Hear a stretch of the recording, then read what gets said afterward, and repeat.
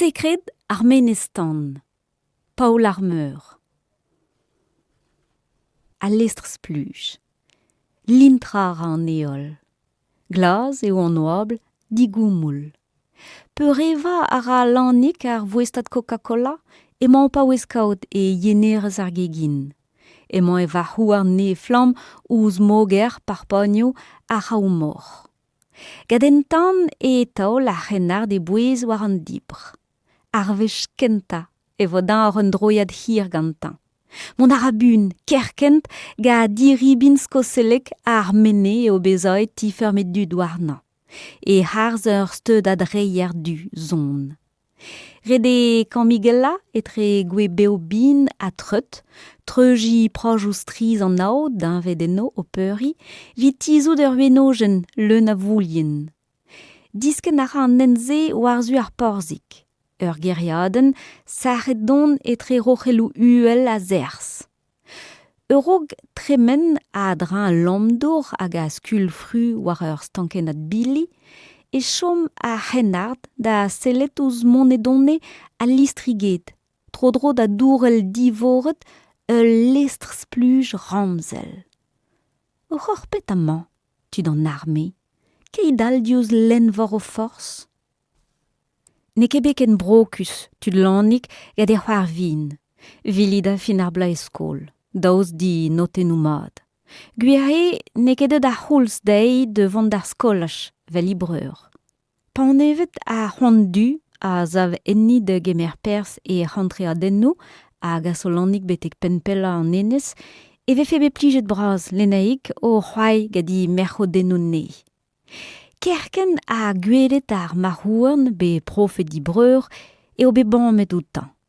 Ouz e rojou krapinellet, ouz e stern skan, livet e ruz lugern, ouz e varen stur, gwariet son. Neket ur c'hoariel vid ar merc'het, en deus laret i zad dei, pen deus komprenet ne vo ket pell i mer o kredi a zeza war an dibr book. Gouda war lenaik, emañ i zad o troata ur gao.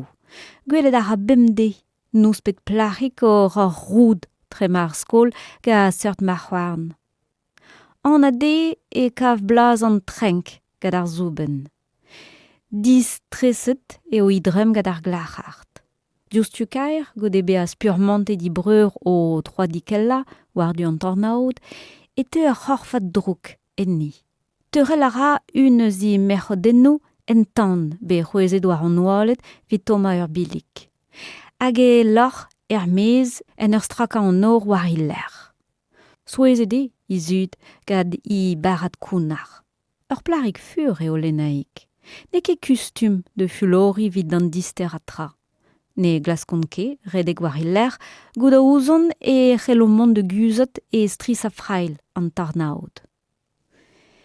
Emañ an eol o kinig e lagadennoù toma da blasen bourg ar porzik. Ur blasen warni kevel, rouejou, bichi er krog, berniet en dizurs.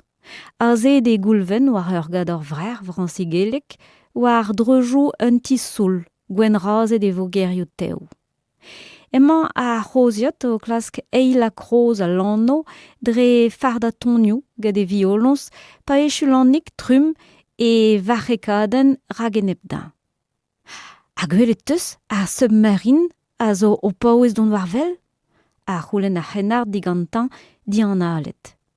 Ur submarin? E pler an dioul teus gwelet ur submarin, eme a c'hoziot en ur griza e dal. E kichen kereg ar belek, a va bremaik. Ur bern petrol botou en drodin, a respond ar c'henard. Adra zur ne va Amerikan bet ennan. Petaman ne vefe ket bekaset kemendal a petrol botou beteg ennan. Morvad e oberedin divora, kusto pe gusto, en abek d'ur gwalzarvot, c'hoarvet gantan pa voa o spia mondon ar batimanchou o tremendre mulgul a lenvar. Eme a c'hoziat en ur glenka e violons en ur voest kwad goloet a beg sunio. Matrar, ne ket et kuit c'hoa, a lar lannik war un ton a laka de gompren en eus c'hoant goudi hirar di ar ben an darvoud di c'hortos. Diom de vel, a de din ben da argas ar valum dir, a daol a c'hoziat, en ur zevel di war e gad ar vrer. Perdei! A huch ar c'henard a bar splanta tro e troa dikello e varhouarn. Kojeol gant goulven a blij de lannik. Ne skuisket, ouz e gilaou, pa ve o tan evella e droioù kaer. Kalz du di usor, in ged ar mojenou en gounel, a vez e kontet gant an tad o koz, vi boueta hun vreou ar vugale, eurog ma ve fet trer war ne, tresa den o beu ar skram o bin. Gwire, ne ke goulven bourg, un den evel ar real, na tost. An enezat nemetan, eus e oad eo, a gen doa kredet tremen, blavechou, pel diouz e zou ar genidik. E deo da vartolot war batiman chokenvers e kerz e yaouankiz, a beajet en deus war an olveur vario. So deo an den gad ar mekanikerez, a dreser ke fluskerioù e vadet de vea, pa oa distro et darvro.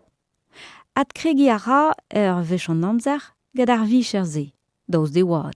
Rak jonjel a ra de galz enezidi, neus den veltan en oz ouesk da gompren sahadenno ar binviji modern. Tra ma talc'h a lanno de dourtal e harek e harz an tornaod, e tor le naik e c'halonad kounar war a lapous en mour, dre deur el mein war o zu. A rabat beak ken kriz gad a lonet, ne vefes ket laouen, ma vefe c'hoariet ar memeus troioù fall dit, a your ur vaouez di an o dei. Teurel a ra ar plarik ur zel a dra i hein.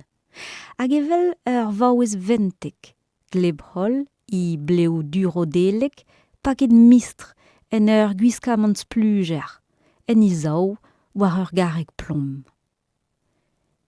Ne ket souezus gwelet soudardet war an aod. Re ar pors ave gwelet vech an amzer dre ar vro o c'hourdonad a vrezelli. Souet braz eo lenaik koul skoude, dre ma zeo ar vech kenta ma kej gad un dia vezadez hag a ze brao gati yez an enezidi.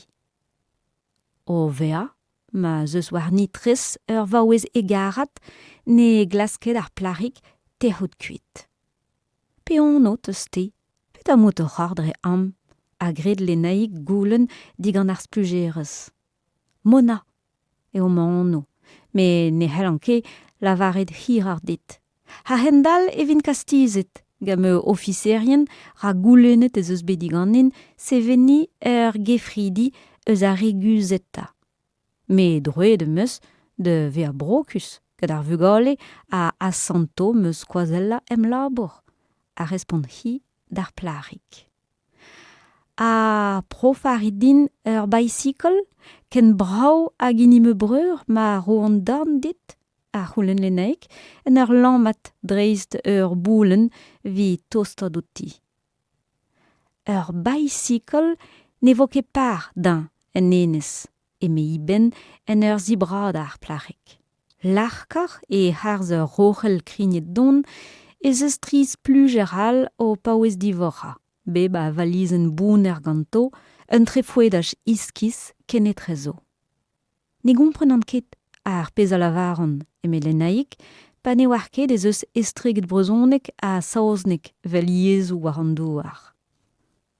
Redet deo ar gad ur yezkus, bete gout ne zeufe enebourien da jilaou ur haoz, a lavar ar vaouez vin na zavoket diskret war ne e pen ar plarik.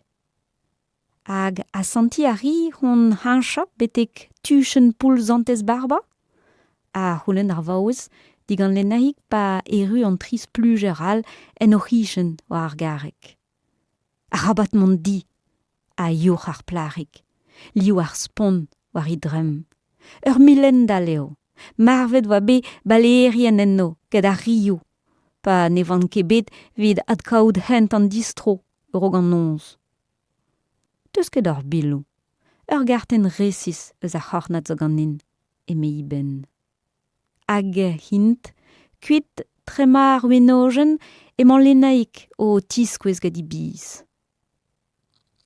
E dedi warvel a huchlanik dipitet en dizout Andresen. Pa gulven e kichen ar renard e o sachet de evez gad un tamm pinse, valizen, diframet I goulcher. Dreselet piz outi e verz un arouez treset warni. Arouez morlu brohal. Iskize, eme ar c'hoziat. Souezuze, e tefe ar francijen dre am. Pel e meur eus an togoj ou dar an prejet gad o batiman chou. Piou eo ar francijen, a c'houlen ar renard. C'hwer miz euro gant arvot. Poliserez eo mona, ur boliserez kuz. Da velot vad eo ur vaouez garet hir, bleu du rodeleg dei. O vakansi eoa en ibrochinedig, ne pel dius kemper, pa va be goulenet digati mont ar prefeti. Eno eo a gortozet gad an enseler rosier, hag a zo e pen I serviche parez. Soued eo mona. Neus ket be fichet, ke fridiou eus ar rebouezus a enni betekin. A goud a war, neo ket an enseler rosier un officer prez de guita de vureo, vidor wardro un enklask a eil renk. Met estreget an enseler rosier, zo e bureo pa eru mona. Gortoz e de ie gad ur veleganez, yaouank, mistr, guisket vel ur vondianez. En oazez mein, o daou, e kichen un daoul skriva ledan. O selet, o skram un urziater e zouk, evan pa vadut monatre. Setu anna l'anurien, alar an officer d'ar boliser eskuz. Studierez war an istareo e skolveur Brest. Ur blijadir e din ur anaoudegez ganar, e me vona en ur stardan dorn d'ar veleganez. Kemendal din, a lari ben e brezonnek en ur vousroarzi. Brezonnek a zeganar? A daoul ar boliser eskuz, souet, panek e boaz da gleetud ur ar gad ar yeze en e buez bicheral. Ur yez be desket dei a viannik gad imam goz pa va deut hounez de jom et izud. Evel dout mona, eme an enseler egalek panek e vi brezonnega. A blanc-mour da spareges war implij ar yez, out be dibabet vi seveni ar gefridi, on de ginnig dit. Treiara an officer skram an urziater war zu mona, vi diskwez dei ar skeudenn zo warna. Karten un enezen veneziek hir gelchiek eo. Plom a guel ar braz eus er hauscho, en e c'heiz un draounien don. Frankiz din dani. Hag a c'helertizout ez o tremendre ur faout menez, adalik el lenvor. Setu Tom Island, eme an enseler.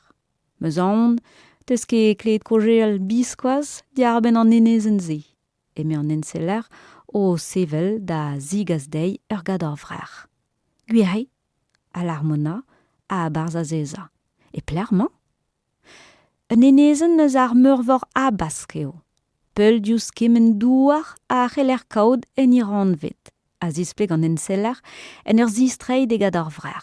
E kichen ar veleganez. Neket a l'er de zigemer beajourien, hag an amerikanet ne lezom ket estrenien da zilestra war e raocho.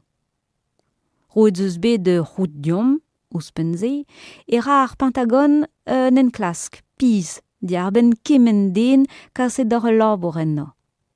Ski an chourien eus ar renkuela, a zo bet kaset di. An a de, ez eus bekaet un dra eus ar rebouezusa, en enezen ze. Un dra hag a glask an amerikanet mirout evito hun. Kusto pe gusto. A karget e vid de glaskout petae. A perag me?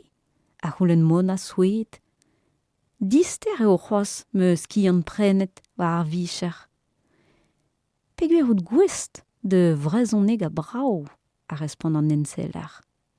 Ne gompren an ket peseur liam a c'heller ar etreme anaoudegez eus ar brezonnek hag un enezen bel dianno d'ar braz eus an dut. E me vona c'hoarz en imouez. an zawaran eo souezus bras da gled, met ar brezonek eo yez an ezidi an enezenze. Et me an officer ne lakad ur garten resisar de zon warvel war skram an urziaterez. An o lerioù zo war ni ar vejze. Hini ur vour e kichen ar vorlen Saint-Louis. Hag hini diou al, bihanor. Kerguz, en draonien vraz, hag ar porzik war an aod. Prezonek eo an nol an o menechou hag ini ar stankenno. Viguir ne ket Tom Island an o an enezenze gader an ezidi, me enez Tom emervel ganez. Dibab doa bet an oze gante dre mazeo ur menestan morgousket. Chomet Tom war vilakad ar sterioù da zivogedi. A penons e voen em gaet brezonegerien keidal? A c'houlen mona, poant gati o kredi pezman o paouez kleet. Pehenet e va be gagalaouet e an o a roue d'an driwer a vijeven 1600 a pearugen e kerz beaj la Pérouse. Pavant o skei war zu Alaska war l'er nean en enez maoui, en inizia wai, d'an dregon a vizme 1600 a pearugen, a zispleg ar plaria oank. Gouda ouzar, a drazur, piou va ar moraer gal Jean-François de la Pérouse.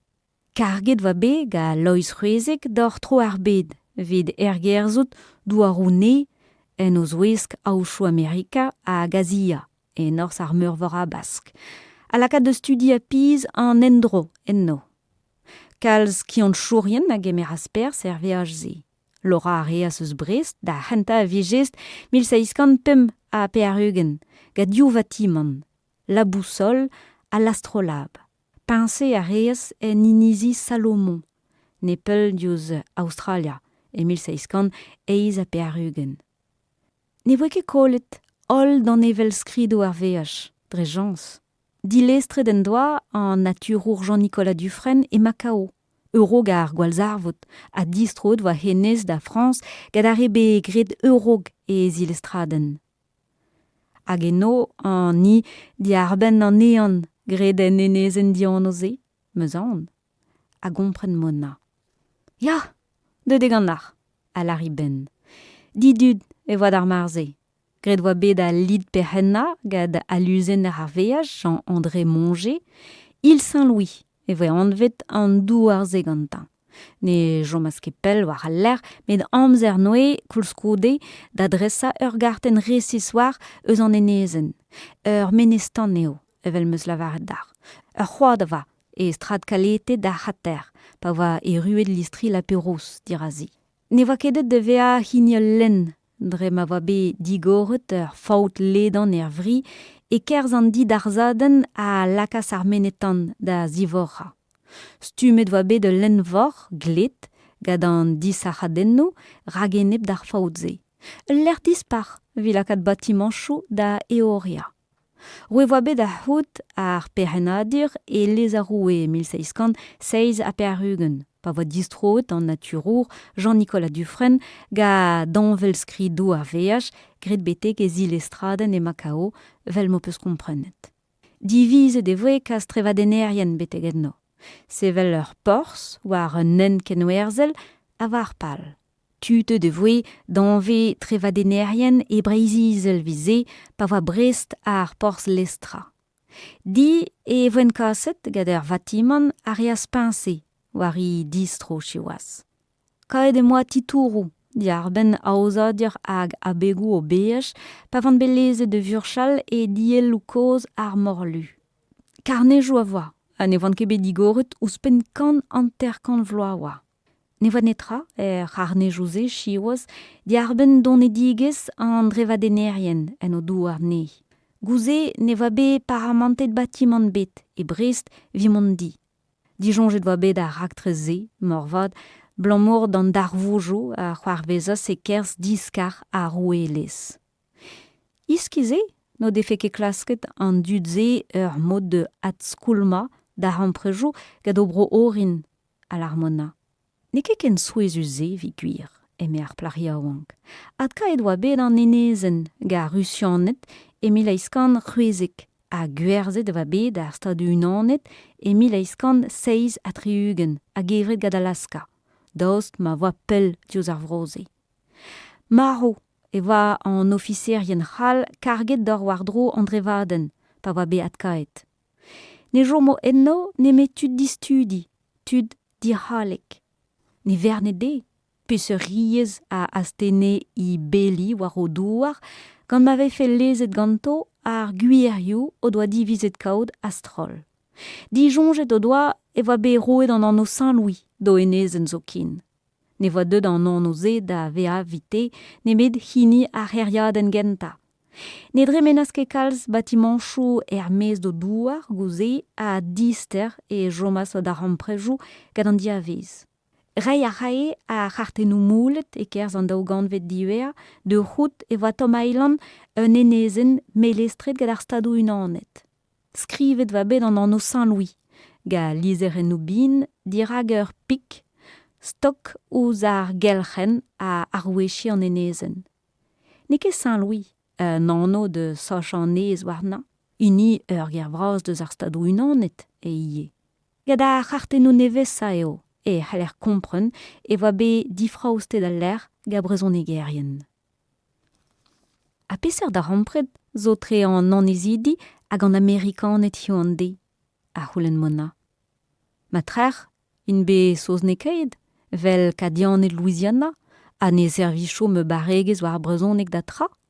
Deud vant de vea keo de dourien neus ar stado unanet, pa va beguerzet o enezen, a zispeganna. Ur porz repui, a voa deud Tom Island de ve, vi batimanchou brezel e kerz an eil brezel bet.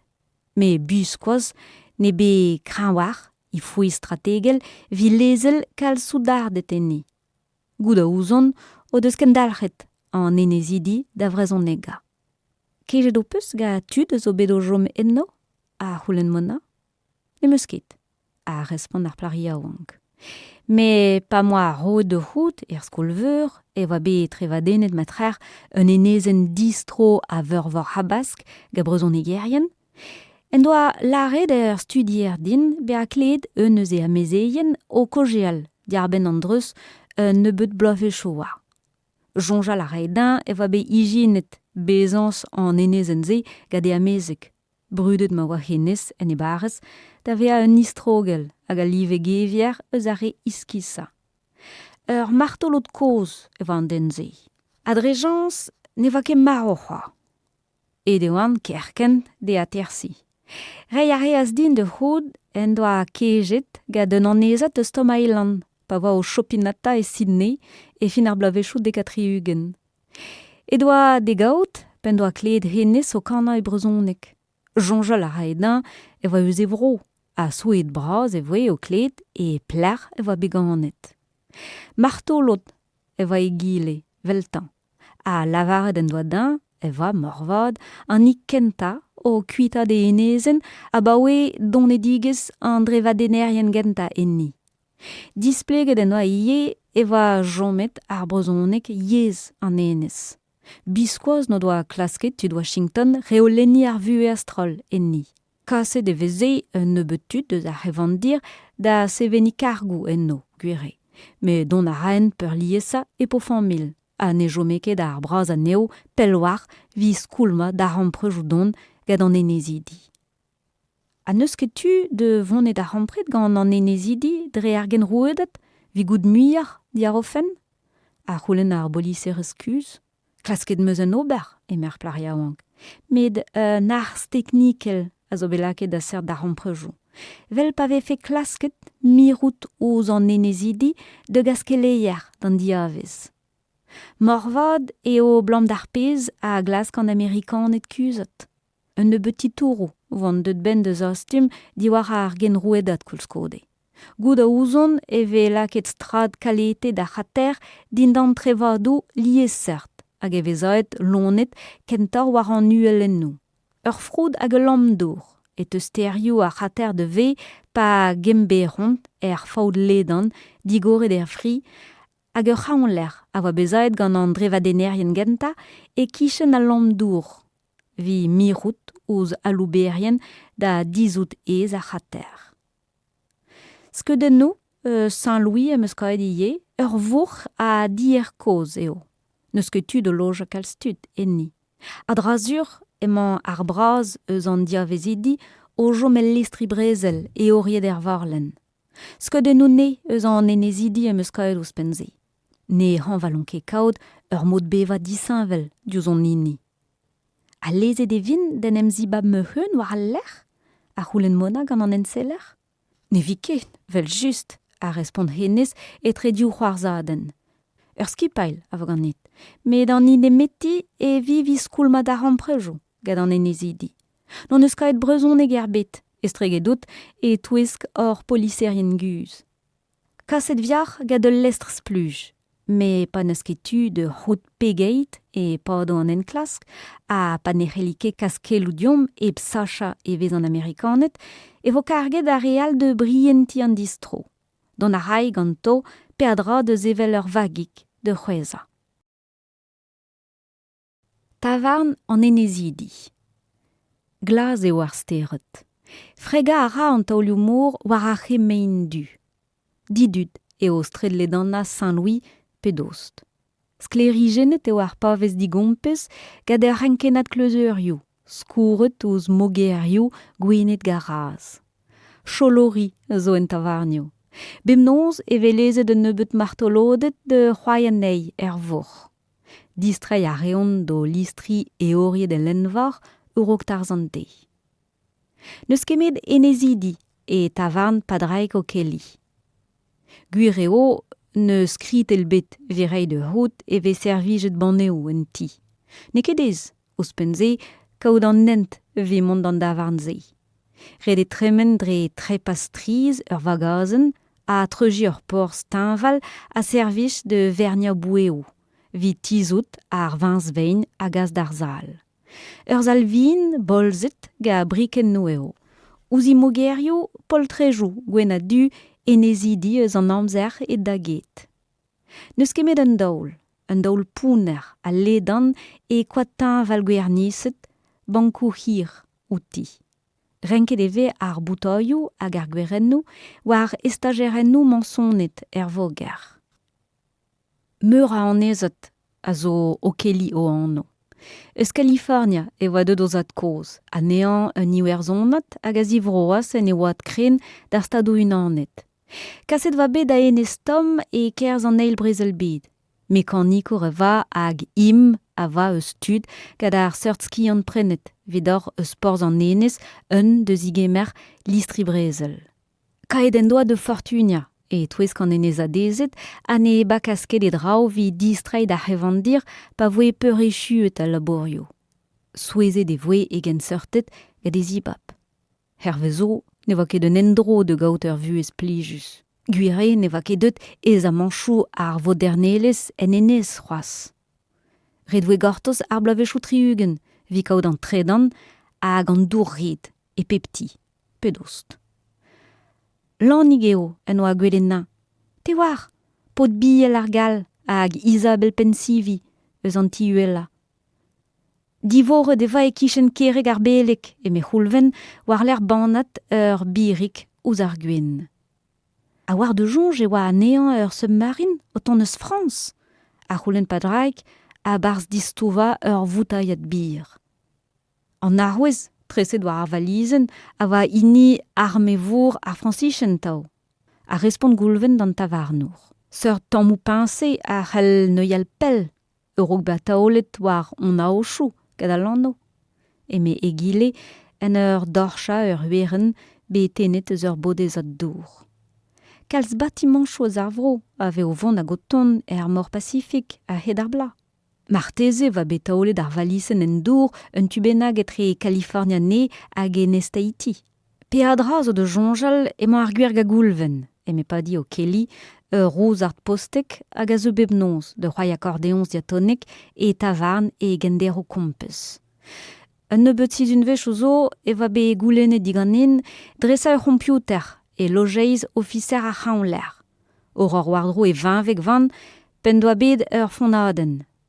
An oa gojeaden eus ur plar yaouank hag a va oc'hoc'h un enklask war istor on enezen e France. Digant implijidit ti ar Stadoù Unanet e Paris, I doa goulennet rounez an aotre deus an am. Pa va ben narret outi e va edet ar rampred ga tuduel o c'harg en I bro vi diskoulma ar guden. An veo da hae ar plarze tud hiror o brer get o manch a drazur.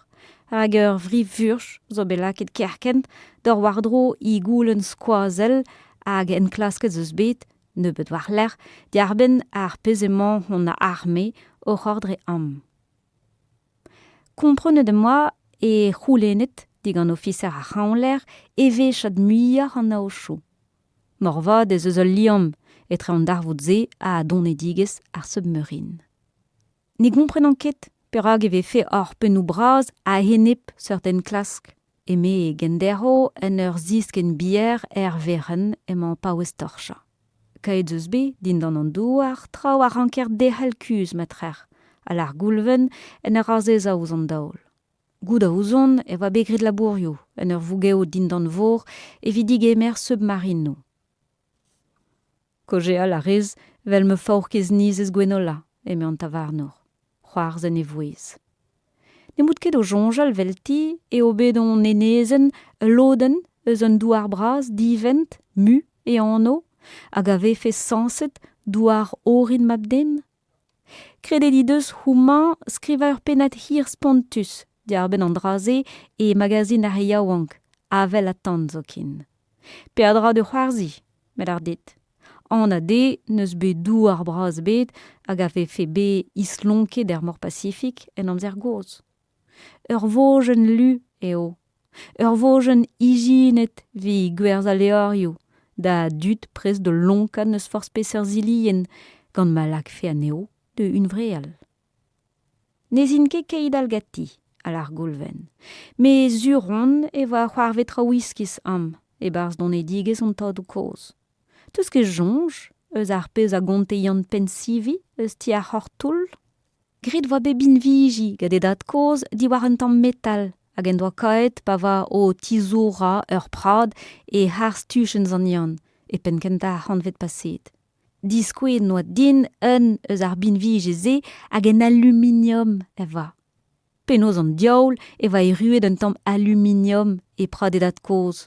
Ne oa banvek bet grit di war ar metal ze d'ar marze en enez. Kleed moi, me ie. Ian pensivi o kontandraze e me badraik. Men non ket zur a gwir eo. E dat koz en doa laret din en doa kaet an tamm metal en e brad. Men nous omp ket peseur douar e den e va hennez. Ne vant ket ganet pa va marvet. Ijinet en doa matrer an dijoload en dic'horto ze vi kuzad ul laeronsi en defegret er hampzoudardet a va bezaet e kichen e difeurm e kerz ar brezel diwea. Pas eo et kuit stavarn padraik o keli en deus skoet goulven trema pont a c'haonler. Ur pont dir eo. Zaet a us d'ur froud nepel eus ul lamp dour. An ent ne metan eo vi kuitad ar vour var droad pegad ur c'har. Ne c'heller ket mon larkar en enez ep treuji porz a c'haonler. Soudardet zo oc'hor ar ged war dreujou d'or volzek a rampars. Bep a vitraiezerik a dreuz skoaz, gwisk a manchou a liou gad ar stroez warne. Spurmanti a ragoulven rewal o kampi e porz a c'haonler. Pe a dra zo deus ouezi. Da gustum ne veke douspen daou pedri officer, or e vecha ar monedonea etre Saint-Louis hag ar c'hater. A gint o c'hoai a c'hartou en o gedik follenou ouarn. An a de. E c'hortoz ar zoudardet gweladenerien n'in ket aotre de zon. Lezit nar de dremen a huch nis officer yaouank d'ar strolad zo stanka an nent. Ur melegan brechet kuil eo, gantan ur vouiz kleuz a lakandu de zenti ouz e ur chou, kerkent a klevet. Sel tapiou, Ulysses, a daol a c'hoziat hag a onve kalz officerien gwarnizon. Penaos morbet gant ar? Pet a zo c'hoarvet? Ar vech kent a din gwelet kemendal a zoudardet o tiwal ar porz. Pe a dra zo de jonjal ez eus bet dilestret tud vro. he ponasan, a responde Gile.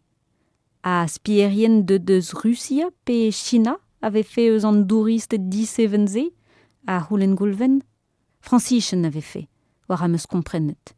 Francichen? A yor a rosiat, e ser or an neus de ver souet o kleet kemenze, vin man e ziwal feket an isofficer ouz e c'hoant gout. Perak an diaoul e klasfe an debrerien kleskeret ze, c'hoio friou furch dre am. Deden din matrer gant ar pezh zo bekaet din dan vor gad or re. A peta zo bekaet?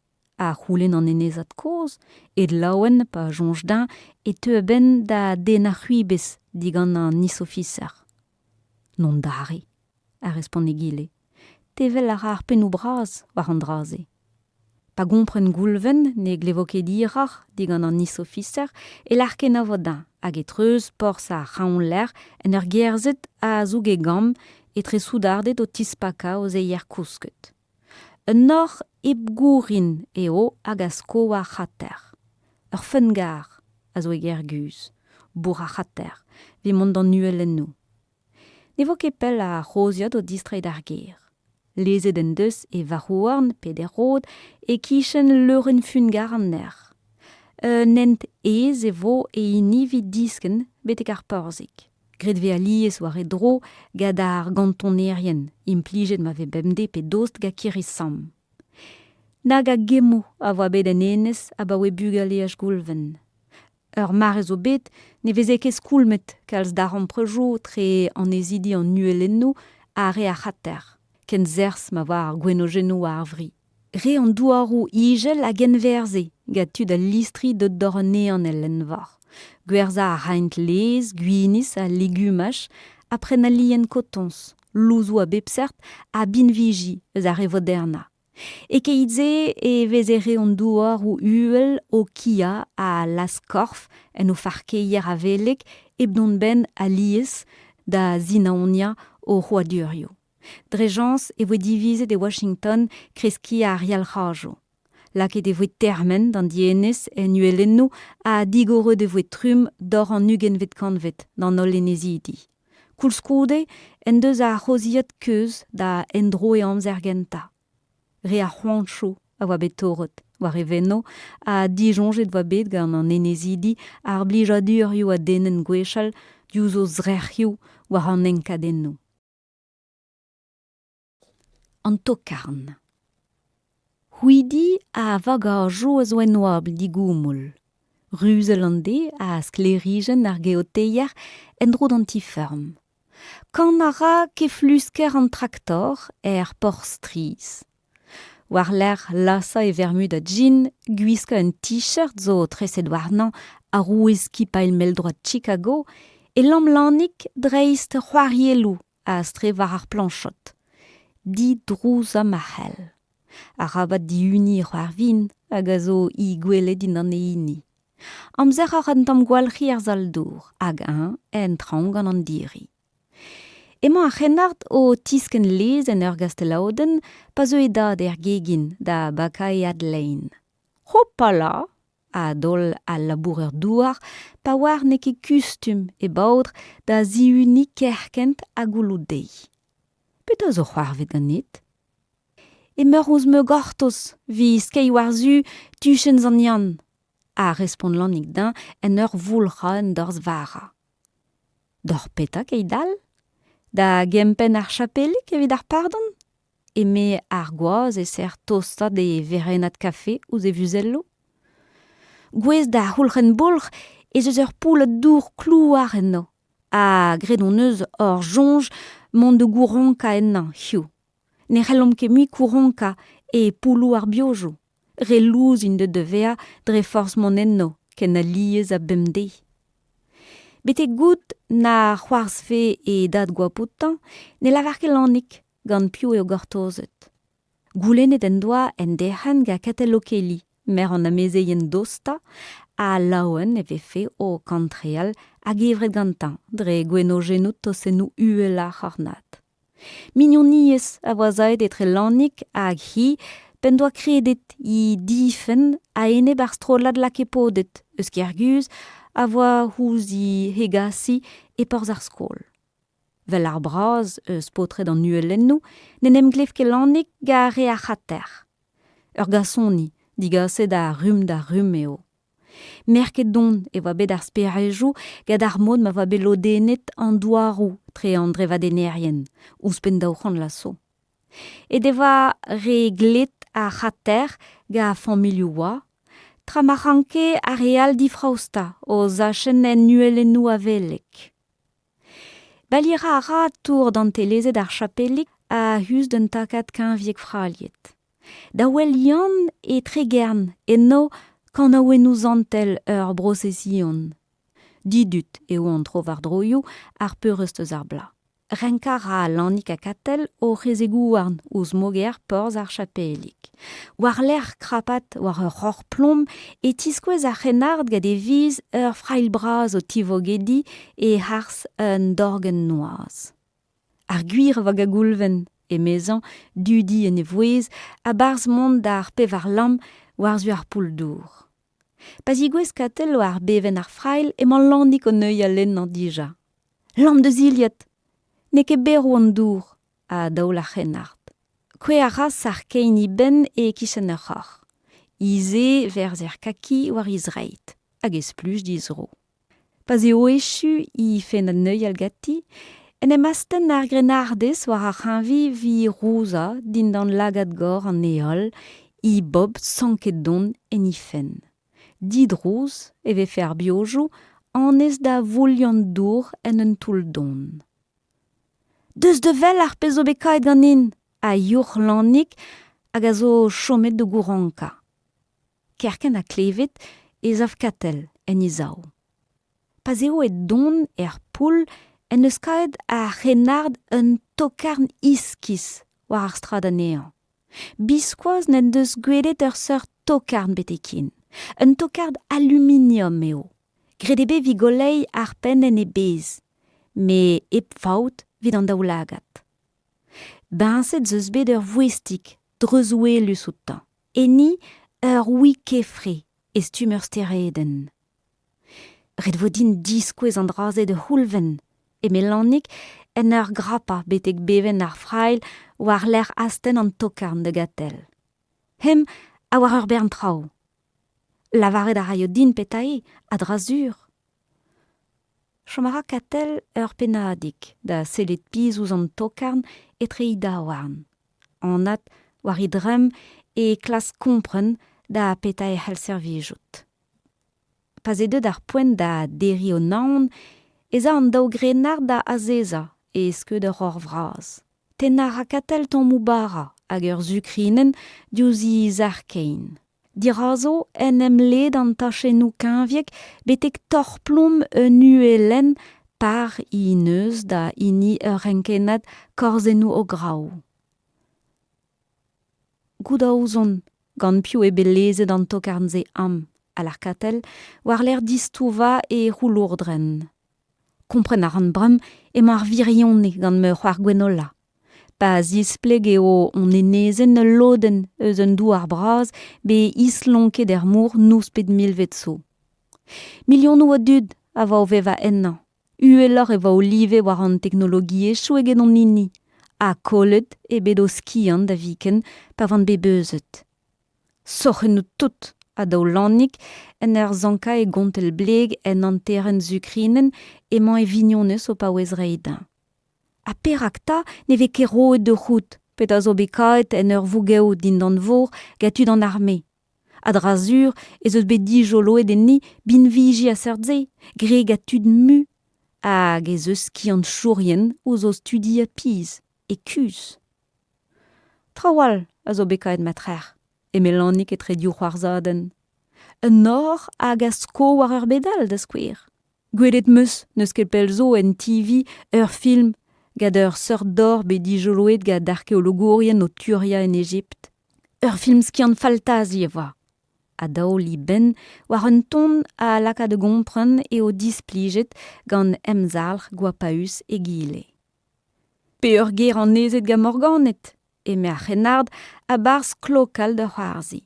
Kleet en doa meus at koz ur pesketer eus ar porzik hag a lavare, trochet ebet ar goz din gad ar souez pen deus gwelet strinkat dour tom o sevel uel a doltrum ragenep da. Seul vech m'ave gwelet zanian o tuf avelze e c'hoarvez gwalzar vout vrou, e me lannik en gila. Diwezat eo anei, poenediom distrait ar ger, a l'arkatel en huiskaize. Hir eo an ent a gortoz e don gamemam vi diskoazela da c'horo ar zaot. Digomz e jom lannik, difiv, e zaoulagat buket war ar chao douron hag a zav c'hwez ar soufr diotan. Sevel ara enkrez enna. Pa jonj katel dei eo brochet outi e laka ur pok war e jod.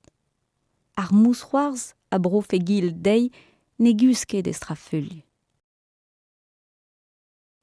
Ar spierez. Goud a war lenaik ga peser hent mon. Daoust ma ten an takad roc'hek d'ur ger distrujet gad ur vont bezadek. Ur garten zo be treset dei vize.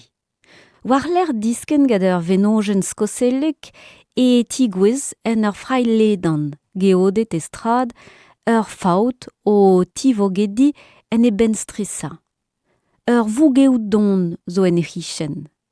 Pa daoul ar plarik ur zel enni evel un den postek a zed war ar valizen lifre kaki ur zoud ar douarna. Emañ o stag a bandenno kaoutchouc an eil ouz e ben gad ur mekanik e sklirijen ur c'hlezeur. E gamaladet zo larkar vogeo o paka o lein a stenet war o zeier kousket. Mous c'hoarzi a randen ouz ar plarik pa skohi da vetan. Good morning, soldier, eme lenaik da. Ne c'hello ket respondit, a daoul mouez ur vaouez a dra e c'hain. Ur lanvet en deus tapet en e gorzailien ar zenman, hag a blamour de ze ne vo ket vikojeal meur a ze espad. Treifen ar alenaik, an diavezadez a zo komzouti. An ni a gomz brezonek brao. Per anno i doa lare dei? Chomede en i an var, mona. Ne zouk ket mui a lifre zouda da oa gati war i c'hein pa va deud lenaik de gantreal gati biojo en derhent. Un digare a va be ar gantread en ze vid atersi ar plarik di arben ar vue en enez a klask en emvoaza ouz ar brezon eklerhal. Gwisket i doa ar boliser eskuz ur rochet giz skos hag ur bragoudjin ar vechma. A laouen vefes o vont a gevret ganin betek Saint-Louis? A c'houlenn ar vaouez gant ar plarik, a drazur e ka vimp en ur stal enno ar bicycle a ra kemen ar c'hoant-dit. Evel just, a yoc'h lenaik, ur mousroar zo skedi en i daoulagat. Feteiz ezim? Ya, a respondi ben, me a rabat e vo dit laret pion da redourien pa a rankim tremendira zo vi mon eker. Rag me officerien o deus difenet gronz o zin mon di e pad me refridi.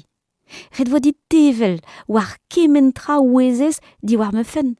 Petaman e vin tout barret, kerkent a klevet e maon o tisenti diouz an ur ze. Ne ran in grik dirar zo, a daol ar plarik en ur saludi vezmod ar zoudardet Amerikan. Didud eo leuren vetons ar fungar, pas e gwez mona a lenaik war ni. Plas war zo, el logik, evit dougen nugen a dreizidi. Un eil fungar, zo un tammik pellar, vi dougen kasadennou pouner. Ne vim ket pel o leuria er c'hater, eme ar plarik en ur boueza war un nozelen. Fonusor ez a c'habelkar a baouem a zebe laket ur motor neve enna. Dre lomberioù a logik e velar a c'hater en e bez.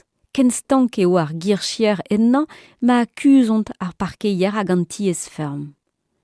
Kredi a rafet eo gourizet kerguz gad ur c'hoat. Douara a ra logik didrouz ragenep d'an elis barez. Kouet e bet ar c'hlordi en i boul e kerz ur c'hendouar un nebeut bloavechou zo. Meur dezus e jom an ilis koulskoude. Kizelet brau an arpellou a gouriblen an doen. A-us d'an orvolzek e verzer en ur renkenat logo Arzent grunvein o doa heulieta du koz an enesidi en o beaj hir a risklus. Strobede tier gwenrazet ar vour war an dosen e o besoet an ilis war ni. Disparti edin dioz ar parkeier gad ur ster vogedek hag a zo bugale o neuil a lenni d'an ampoen. Arabat jom de strani am, lorom diostu war zu ar c'haon l'air, e me vonad ar plarik en ur skei a gammej o dilo trema un nent, kleuz tinval. Pazibouk mona galenaik en ur frankiz en noaz hag a zo en ireiz dourtom o strinka uel, diouz ur grugelik kleuz, e red ur gridi en spon a hed I liven gein. Ne gompren ket, penaos haltud an enez beva dibreder war golo ur vombezen. Teus ket an e ti unfe ar menestan a c'houlenn ar vaouez gant ar plarik? Be diner, ne c'hoarvez o netra keit am a vo oferenet vid an anaon. Biskoaz n'en deus kinig dislonka? Biskoaz, er c'hater, me strinka a rar veinteus, un tubenag war an tornaod, pa vekren a den nou dou ar kran, en ur c'horna didud hag a vegred ar vorn veur a nean. Hag a liez e c'hoarvez? Beba mare, eme ar plarik en ur vousroarzi. N'emaint ket pell diouz Saint-Louis ken. Spur manti a reon ramparchou du a c'haon l'air a hus d'ur brouz gwe a wisk tor an dosen e o bezoet war ni. E montrouz a lamdour o tre gerni e tre an diouvri. A mon a rai taol guidre monad a fall? Hep mar na marteze e credo da redourien e o an enezadez pen kila troad pen em lako devon e brezonek ouz ar plarik dirazo. Menek e zur e vo lezet de dremen ganto. Hag Ulysses, du e ben da zanka e boelgomzer an ar chakot. Skuizeo o tig e mer klem digan an enezidi. Blam ne vezon ket lezet de dremen dre dorioù a c'haon l'air hepo faperio. Peur liesa ne veket an distera karten an o ganto. Hag en abek da ze ne c'helon ket mont e ker da ur prenadenno. Emañ darn vrasa eus ar stalioù vers e Saint-Louis. Arabat mon rebel gati, eme an nis officer de rochet e ser lakat dar e vureo de strakal war el l'air. Ne ket ken start ze, merzout a rembra zo tre ur spir gal hag un enezat meustra. Tridevez zo e de bio a baoe ma voa deut a lestr spluj daon et ze war vel ragenep d'an tornaod a ganez en ban an diwal e ve febet ar vue en enez ken sioul a kustum. Daoust a rede kompren ne ket bet dilestret spir bet? Tremen poen eo paouez de hegasi ar vroidi. Amerikan et vel a real lint e fin ar gont. A greiz memant o tisken war ar vinsvein e taol an nis officer ur zel dre ur prenestrik a asko war porz a c'haon l'air. Emañ ar wardet o sparla an nent d'ur vaouez hag a zo kerzet kichen gant ur plarik. O veza, man e c'hellket an intron proui, piou eo e rank distrai war I giz. Koulskoude war jonj an nis officer e rankfe a redourin kompren, neus ket abek da zisfichout diouti. Un eston eo eus a fe a c'halaouet de seveni seurt kefridioù gant o bugale. Pazigwez porz e sko a gammejou braz tremador a c'haon l'air. Echueg an am be a war evez. Lezit an dudze de dremen, e mezan da ar zoudardet. Hagin de saludi, son o c'horf, a mont kuit pepin diouzet du. Trugaret ar, alar ar vaouez d'an nis officer. Dig a rezit a wardet, redet deo senti ouz an urchou, a pa vefen dreiz do speret. Gisem an trao, a gloz ar vaouez en ur vont trema an or volzek a sko war Saint-Louis dorn a dorn gant ar plarik. Mon ara Ulysses da davar na c'haon l'air diver esperet. Ur ban e bier a vo deut mat de c'hourlanchen gant an tou forek me o an amzer. Emañ warnez goulenn peadra da deri e serret pa glev zon erez e boelgomzer. Sergeant Owen, ouzo chilaou emaon, a lavar an nis officer war l'air tostad e 20 vek ouz e skouarn. Amant a l'étanan MacArthur, et meilleur voez raouliet poelgomzer. De justud am bureo. Gefridi a bouez am eus de fichout en nach. Dihun ar wikefre. Di brada a ra ar visaskel dius porz a c'haon l'er. Strolat zoudardet to karnet, zo enni, o drem marelet gapri. Beba vindrayerezik en o daouarn, ar sergent Ulysses Owen en ofen. En em jonge a lara e hennez di arben ar pez en doa displeget officer a c'haon l'er din. Zuron ez eus be dilestret spierien, en doa lavar din an officer, war un ton hag a roe de gompren ne arvareke war eveno. Nepel eus ar porzik e oa begwelet a lestr spluj o tivora hag a l'er gwella biojo vi kuzet de c'hortoz sevenik e fridius pia zo e kichen tuchen poulzantez barba. Un takat braz, din d'an reier uel a son zo enno. Luziet kenan ar gwenogeno etrezo. Klasket on eus gant ul loarel, goud a saet ez eus bet ur hamp enno. Non eus kaet tra. An a de emañ spierien o kuzat en ur vougeo, a goud a wouzer peini eo an dereat a vize enno. Klaskit o zapout. Hep o gloaja, ma vetu. Marteze neus armbet ganto, nin ket eud am vi brezeli, a zuron ne glaskin ke terout kuit pa vin kaet. No do l'erbet vi repui en enez.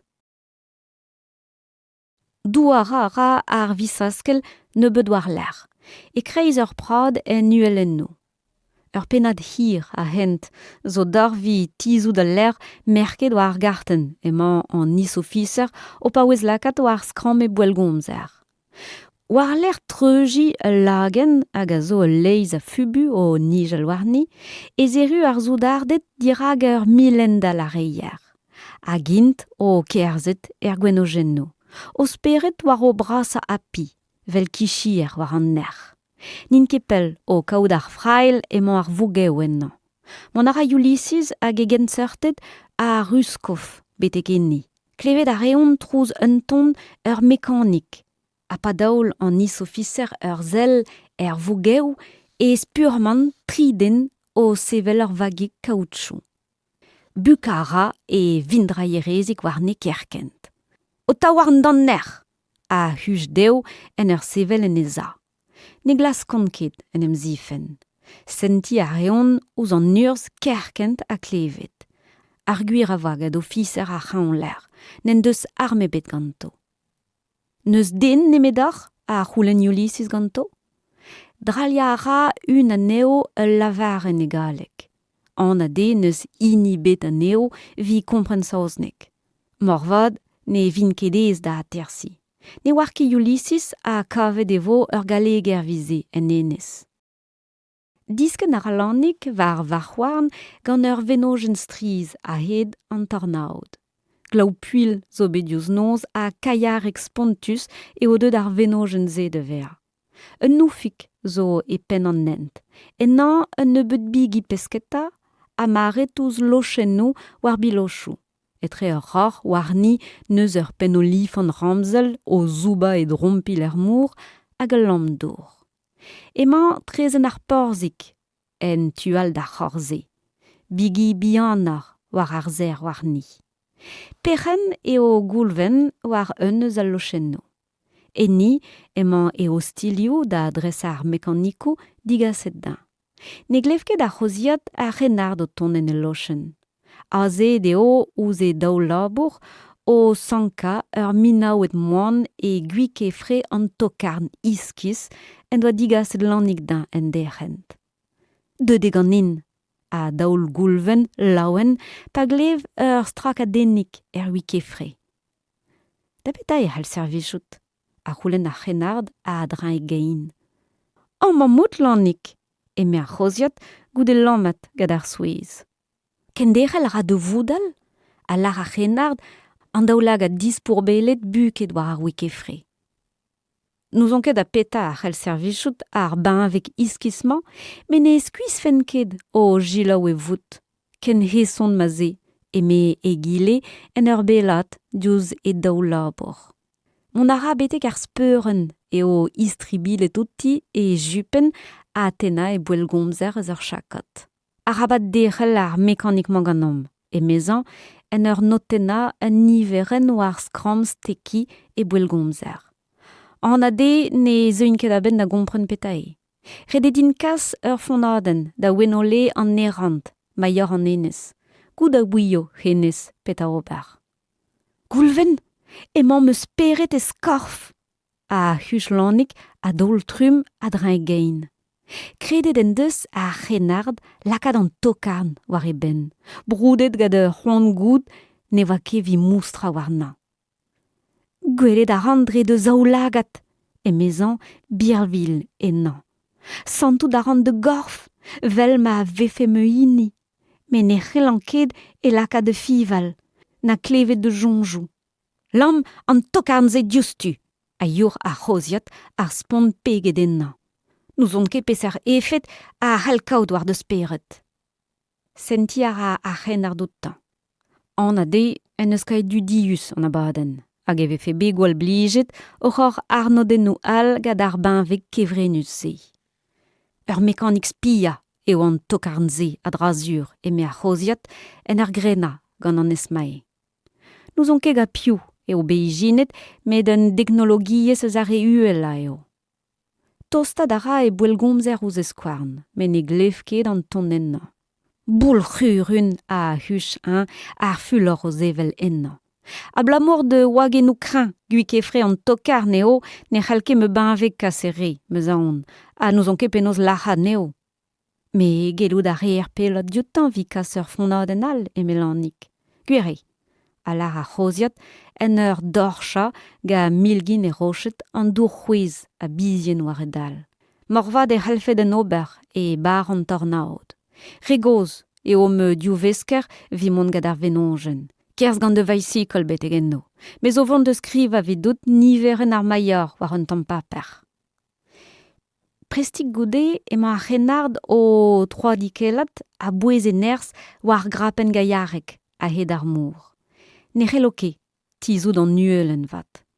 En em lakar an douar de grena din dan a daoul trum.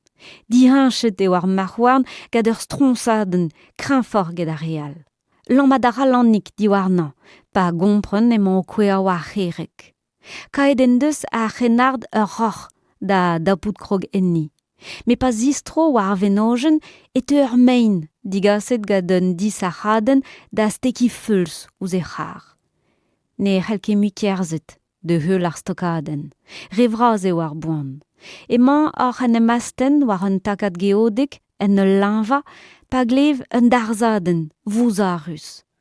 Ne bet war l'er et ur voulen c'hlas, lugernus war vel huel a us d'ar mour. Difiv e chom ar voulen gevrinus ur penad, a bar lor a kuit a dol trum diwar diz. Saint-Louis. Damdost kent a c'hendouar. Ede lenei kuit gant ar marc'houarn deus prenet monadei, plijet braz eo ar plarik. Kaet oa bet ur marc'houarn invel poch ouz hini e breur. Goulennet idoa ar boliser eus gati, gouze, da skori ar garten implijet vi kaout hent ar vougeo milendal. Ne vo ket dim eus skoazel ar plarik kin. Ur renkat magazenou koz zo a het ke ar pors. Digoret braz ez eus bet dor unan aneo. Ur skritel zo ouz ar voger, reiera de hot e krogo ur fesnoz enno war dro degar, hag e teuio war a leuren, pa di okeli gade akordeons, a c'houplat kanerezet soazik pensivi hag an abourris, ar zon erien biniou bombard jos boulc'h a youn touchar. Kredi a ramona montri. Un nebeut tut zo er zal. De din de renka an taolioù hag ar c'hadorioù vi kaout de leur led an noir vi dansal. Ur zal liez implij eo deut ar vagaz en goz ze de vea vid an enezidi. Digoret ebe korn an evajou.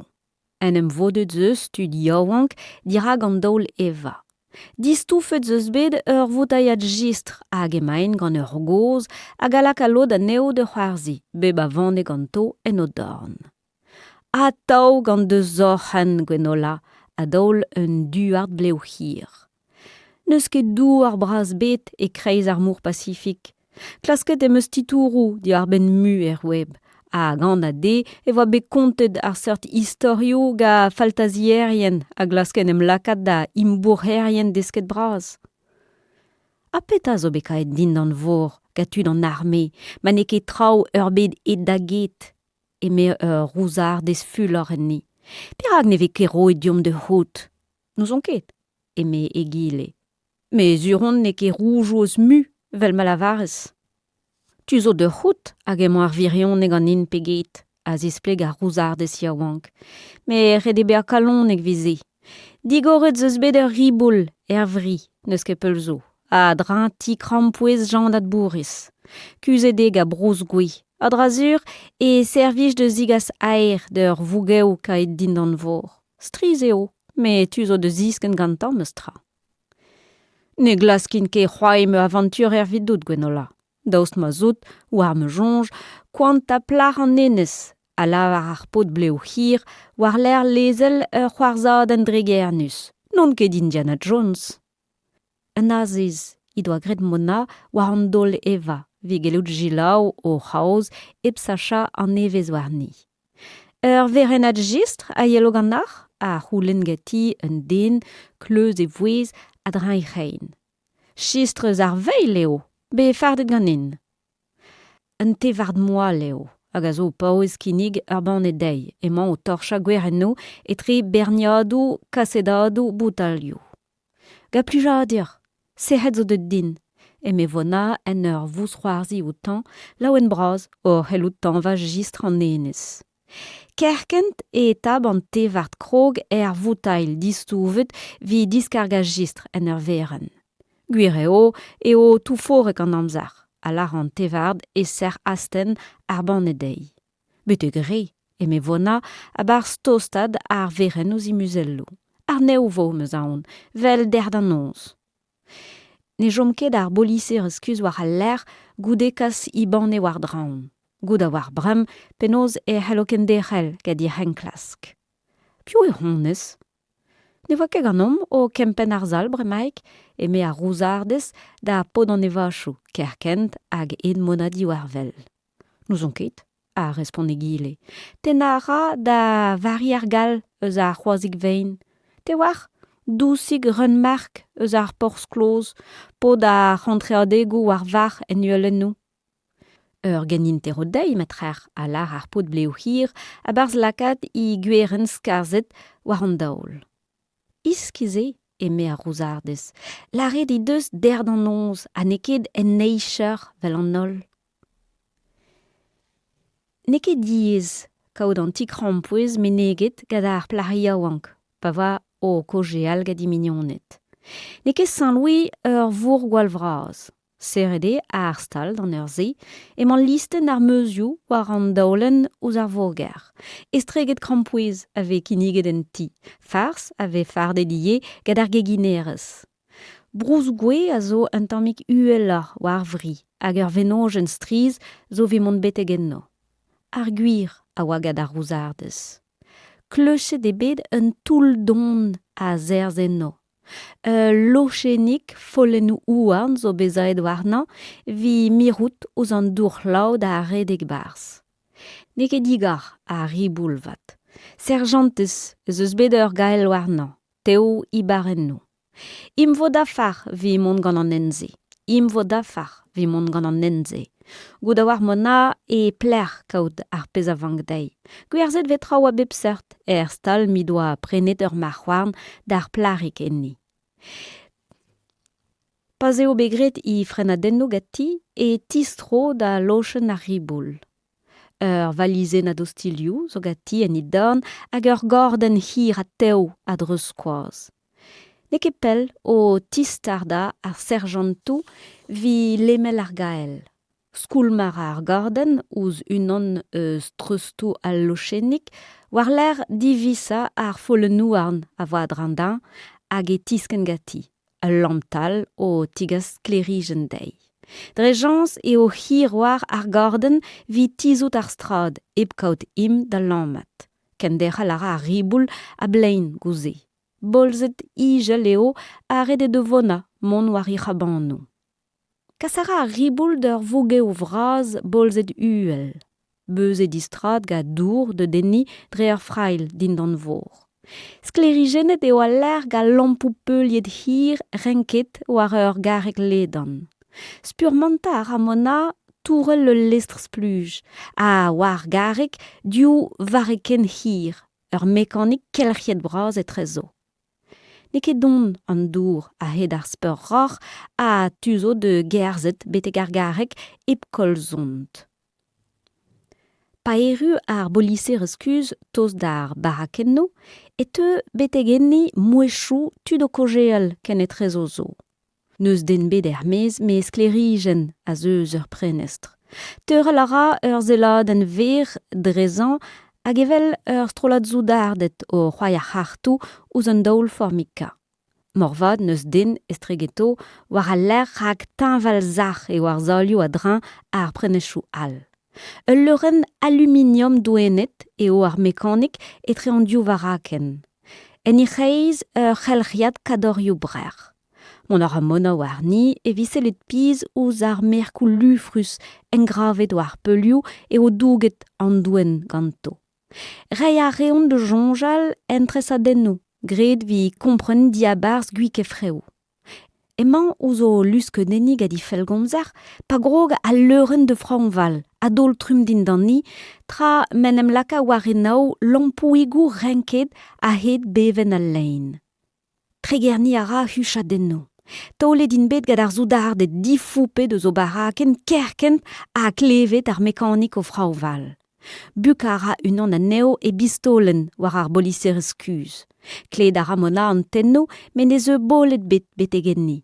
Puluche din bet gad un ers difen deud eus ar mécanique. Nebeud war l'air e klev tarzadenno hag a laka an douar de grenna. Disaradenno mein a gouezen dour, tro war dro d'ar garek. Teurel ramona I fouez war un eus ar c'hadorioù pan e c'hell kemui jom war zao kin. Skleror et ur vougeo de vea adol trum. Kleuziet zeus bet un toul braz volz ror betek an dia vez. Morvad gad ur skin de stoen ar mécanique. Taboulin a feuls a ra kalon ar bolisser eskuz en I bruchet gad ar sporon. Et eo ar zoudardet da repui en o baraken. En em stumara ur glogor en c'hlaz, lugernus, en dro d'ar mécanique. A presti gode ezant ar bolisser eskuz ema leuren o tibrada. Echu an abaden. Un hospital bin, me lestret gant an armé zo e kreiz Bourg Saint-Louis, etre an ilish hag an tiker. Emañ lannik o paouez dihuni en ar gambr anean. Torret voa bet un askorn en e c'har a plastret e voa bet war l'air an oberiataden. Hervez ar zurgian e c'hello kerzet eb kamba pa vo lammet ar plastre. Spurmanti a radre ar prenestre un toul braz, vri. Digoret va bet gad ar voulen c'hlaz lugernus en doa spurmante den oabl war l'air a c'hendouar. Kalz a goz a va bet dio ar ben an darvout dreistordin al zevel just, men e va ket bet roet de c'hout dan enezidi peta a va bet kaoz da. Jonj a la rei de lod o doa klasket tud an armé or un to lesse gant un arm ne ve bet kuzet ganto en ur vougeo din dan vor hag a va bet regrin e fe do ar noden, tra ma lavare gwenola o keli e va bet kaet e kondon ar menetan ur mécanique koz ijinet gaz kiant chourien ampart mu, a revandir is lonket morpel zo. Hag e voa bet gred ur fazi braz gad a re karget de studi a piz. Klevet a ralannik un trouz kammejou en trepas a don a ra katel war vel. De renta ur gwelet da, ur pakad madigou en it dorn. Mon a ra? A c'houlenn ar grenardez gad I mignon en ur asten ar prof da. Lavaret en deus ar medicine e c'hellin mont war varc'houarn pa vin paret e mezan. Me red vo din goulenn digant meuzud prena un al, kouet e meini ar mour. Ne vo ket dim, a lari ben a barz lezel ur pez c'hoarzaden. Ad kaet ebe gant de c'hoar war drezen ar porzik. Digaset doa bedenno gad a lanno. A souezus a tra, di d'or e oa. Lavaret e vije bet e va o paouez don mez eus ar stal zo kin. Estreget lannik zo o tihuni da c'houlze.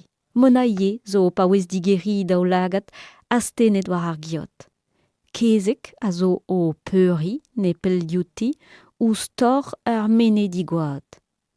Poan i deus o fival. Kiktor i deus tapet o kousket e kambr ar steret morvad. Ien eo an ael, ema an eol o sevel, a go vana e sklur damruz a dreuz ur gwiskad moan a goumoul. Spur manti a ramona ur be bihan, ije lor, ur steudat menechou, bege go bar ken digouadal en tu aldin. Ur vaouez postek zo o skei war zuenni.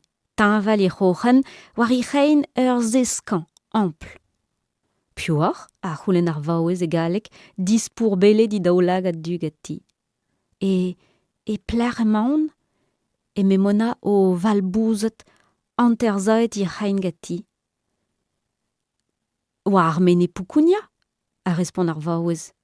Ar mene poukounia, me ba plerman, war peseur douar. En enezra pa vel just. A daouli ben, anat ga toni mouez e o souet braz ga goulen ar bolisser eskuz. Me pio ar c'hui. Ne voa diavezad ez bet gad ar vatiman pourvezi be kaset eus pa pete eiste so. A neus deud bag estren pors a baouepel. Penaos ar deud am.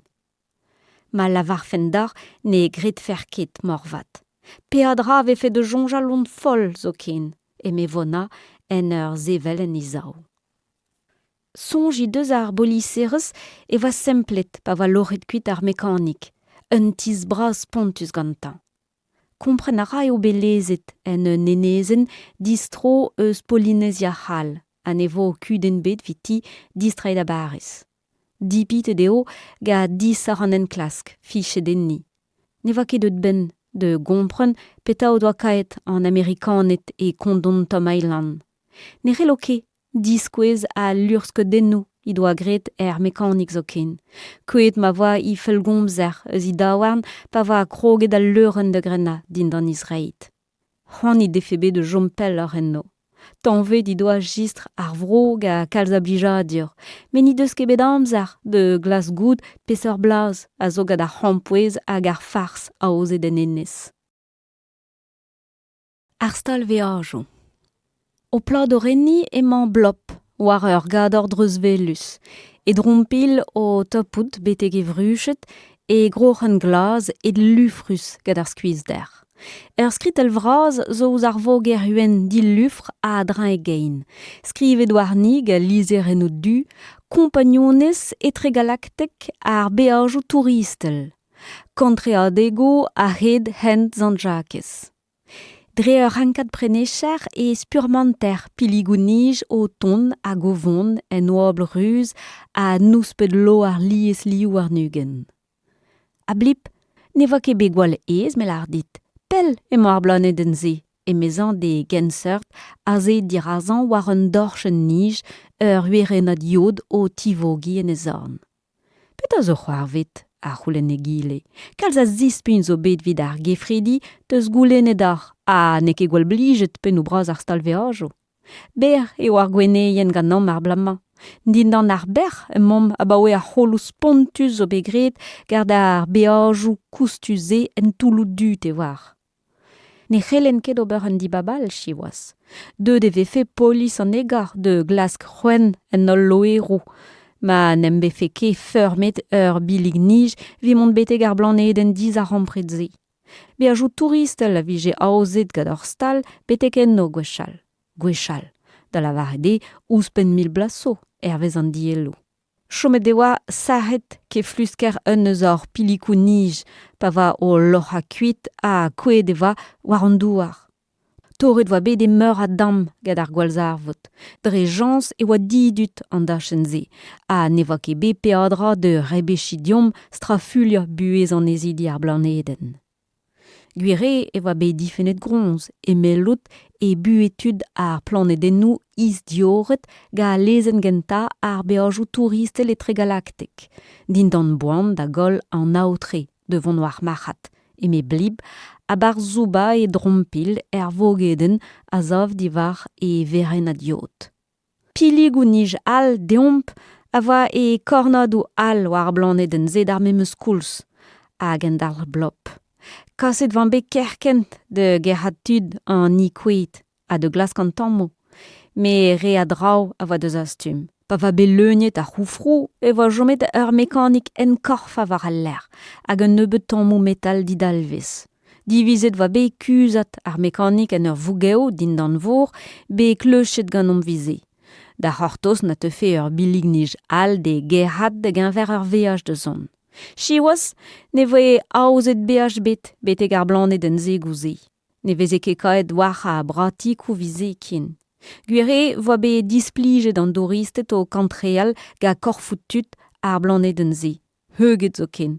Ret dechet ma va rezet en em gana, de noazo dan neil re ouz a real. Pa va be gred a renable an traoù da stumet war l'er ar gwalzarvout, e va be merzet e vanke en tokarn en korfa. Hag an pelurzier an tokarn ze, an enie, va be laket ar mekanik kuzet de labourat neso. Roe va be de rout justu don hurziater skreiz ar pez ar c'hoarveze. Re va diskoulma ar guden ar buan ar gwella, a kusto pe gusto. An ade, e va be dijolo et ar mekanik atu deus ar blaneden, hag e c'helle ar ze be a tapet al live teknik el uel war vid ar an implij an. Un implij gwalzi sinvel diouz on nini ad razur. Fermet de moi diouztu ur bilik nij, huel diz ve mont war al ler. Kaset va bet an tol da vad gant in ezwar, pristi goude. Laket em boa ar mekanik de lor ha kuit a gat tapet va bet gant in a hus d'ar mour. Ur vaouez eus ar blanet en ze a va enna. Dilezet va bet gant in en un enezen en tammik pellar, hag evel just em moa diverket eus i memor ar jonj eus i rejaden gant in. Gwere, ne moa ket klasket dat kaout an tokarn, ne dalvezet ket ar boan, ne servij da netra hep ar mekanik. A talvoudus e vefe at kregig a beajou touriste l'er c'hornad ze, a c'houlen blip en ur dorcha e drompil? Ne vefe ket, a respond blop da, e zaoulagad pourbelek o koinvi. Amzer meus bet d'ar ur studiad en varc'hat enno, ur penod goude a tapout ar mekanik en korfa. Ken siek a 1000 blaso eo jomet tud ar host tamm planet en ze.